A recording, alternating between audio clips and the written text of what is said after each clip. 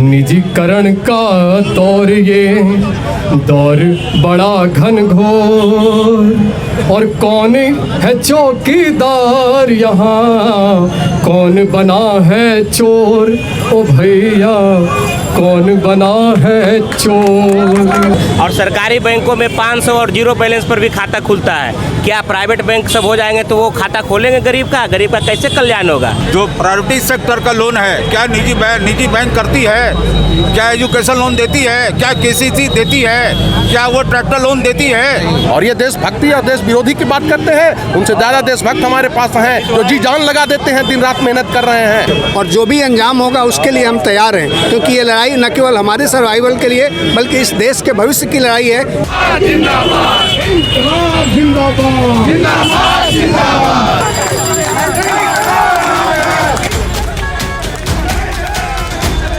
नमस्कार, मैं आमिर। आज देशद्रोहियों के कतार में एक नया नाम जुड़ गया है। वो नया नाम है बैंक कर्मचारियों का।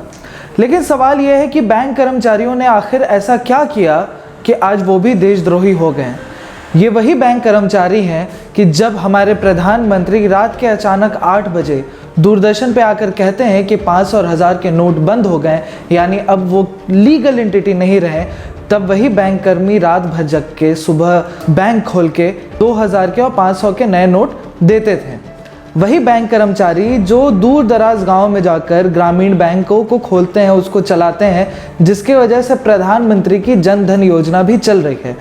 लेकिन उसके बावजूद आज ये भी देशद्रोही हो गए हैं। दरअसल 1 फरवरी 2021 को वित्त मंत्री निर्मला सीतारमण ने एक बजट प्रपोज किया। उसमें उन्होंने ये कहा कि बैंकों का प्राइवेटाइजेशन किया जाएगा।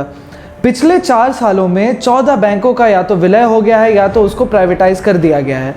अब इस चक्कर में जितने भी सरकारी बैंक हैं जैसे SBI, इलाहाबाद बैंक, इन बैंकों को बहुत बड़ा डर ये सता रहा है कि प्राइवेट कर देने के बाद सबसे पहला डर उनका यह है कि क्या उनकी नौकरियां उस तरीके से रहेंगी जिस तरीके से अभी है, नौकरियों का मोड किस तरीके से बदलेगा, और दूसरी बात, आम जनों के जेब पर क्या नुकसान आएगा।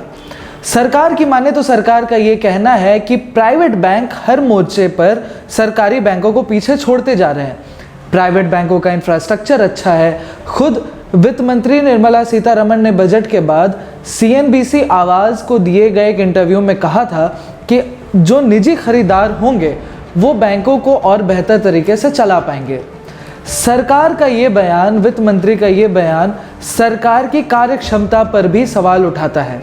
क्या सरकार खुद इतनी क्षमतापूर्वक नहीं रही कि वो बैंकों को ठीक से चला सके? जब इंदिरा गांधी ने बैंकों का राष्ट्रीयकरण किया था तब ये कहा जा रहा था कि ये बहुत बड़ा कदम है जिसका फ़ायदा देखने को भी मिला। ज़ीरो बैंक अकाउंट से, ज़ीरो बैलेंस से आज के वक्त में भी खाते खोले जाते हैं। लेकिन वहीं आप दूसरी तरफ चले जाइए अगर प्राइवेट बैंक में, तो आपको ये सुविधाएं नहीं मिलती हैं। 10,000, 5,000 के मिनिमम बैलेंस से आपको खाते खोलने होते हैं और उसमें मिनिमम अकाउंट आपको मेंटेन करना पड़ता है। अगर आप वो मेंटेन नहीं कीजिएगा तब आपके पैसा डालने के तुरंत बाद ही एक ख़ास अमाउंट उसमें से काट लिया जाता है। ये हड़ताल जो है सो पूरे देश के बैंकों के निजीकरण करने की साजिश की जा रही है। उसका हम लोग पुरजोर विरोध करते हैं, क्योंकि बैंकों की हड़ताल होने से आम जनता का काज बाधित होगा और जो है सो ये सरकारी बैंक जो है वो जो सरकार जनता के हाथ में कल के सिमट के पूंजीपतियों के हाथ में चले जाएंगे। इसे पूरे भारतवर्ष हम बैंक कर्मी ही नहीं, हम अपने लिए तो करते बाद में करेंगे। पहले हम जो है आम आवाम की अधिकार के लिए लड़ाई लड़ रहे हैं और उसको अंजाम तक पहुँचा के हम लोग रहेंगे। सर, ट्विटर पे आज सुबह से ये हैशटैग चल रहा था, कई लोगों ने ट्वीट किया कि बैंक कर्मचारियों को काम नहीं करना इसलिए वो हड़ताल पे चले गए हैं। इस हड़ताल का कोई मतलब नहीं है, सरकार बैंकों का उद्धार कर रही है निजीकरण करके। आपको पता होगा कि पिछले 10 साल में 14.5 lakh crore operating profit bank के कर्मचारियों और अधिकारियों ने ही दिया है। और इस देश की प्रगति अगर आज यहाँ हुई है तो इस बैंक के कर्मचारियों और अधिकारियों ने ही पूरे देश में पब्लिक सेक्टर बैंक को किया है। आप डिमोनेटाइजेशन किसने किया? आज जनधन अकाउंट जो 97% पब्लिक सेक्टर बैंक्स ने खोले हैं। अब जब 4,500 शाखाएँ थी, आज 1.5 लाख बैंक के ब्रांचेज हैं। बिजनेस कहाँ था और कहाँ पहुँचा है? क्या बिना बैंक के कर्मचारियों अधिकारियों के योगदान के संभव हुआ है? और ये जान लीजिए कि हम हड़ताल कर रहे हैं अपनी सैलरी गंवा कर। सबका सरकार अपनी तनख्वाह गंवा के हम हड़ताल कर रहे हैं। संविधान की आत्मा का हनन कर रहे हैं, अपने आप को देशभक्त बताते हैं। संविधान की प्रस्तावना जो हमारी आत्मा है उसमें मूल रूप से लिखा हुआ है कि समाजवादी लोकतंत्र गणराज्य जो समाजवाद के लिए काम करे, सबके लिए काम करे। क्या प्राइवेट बैंक ये कर पाएंगे? नहीं कर पाएंगे। और ये देशभक्ति और देश विरोधी की बात करते हैं, उनसे ज्यादा देशभक्त हमारे पास हैं जो जी जान लगा देते हैं, दिन रात मेहनत कर रहे हैं। और सरकारी बैंकों में 500 और जीरो बैलेंस पर भी खाता खुलता है। क्या प्राइवेट बैंक सब हो जाएंगे तो वो खाता खोलेंगे गरीब का कैसे कल्याण होगा?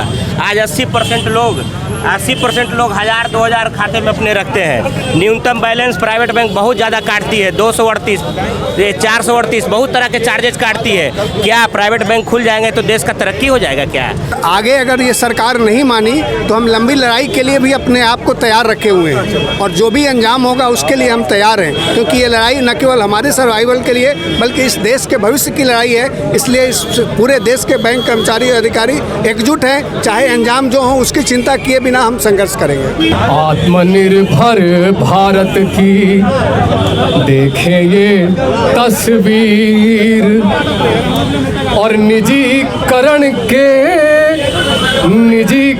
के हाथ में कैद हुई तकदीर, ओ भैया कैद हुई तकदीर। और आगे सुने आप, निजीकरण के दौर में, निजीकरण का दौर ये दौर बड़ा घनघोर, निजीकरण का दौर ये दौर बड़ा घनघोर।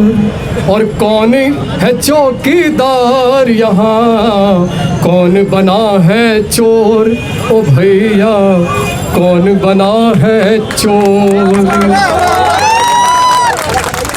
अगर आपको ये रिपोर्ट पसंद आई तो नीचे डिस्क्रिप्शन बॉक्स में जाके हमारी वेबसाइट पे आप लोग ज़रूर जाए, इस खबर के बारे में और जानकारी वहाँ दी गई है। और साथ ही हमारे फेसबुक, ट्विटर, यूट्यूब, इंस्टाग्राम सब जगह पे हमें फॉलो और लाइक ज़रूर करें। नमस्कार।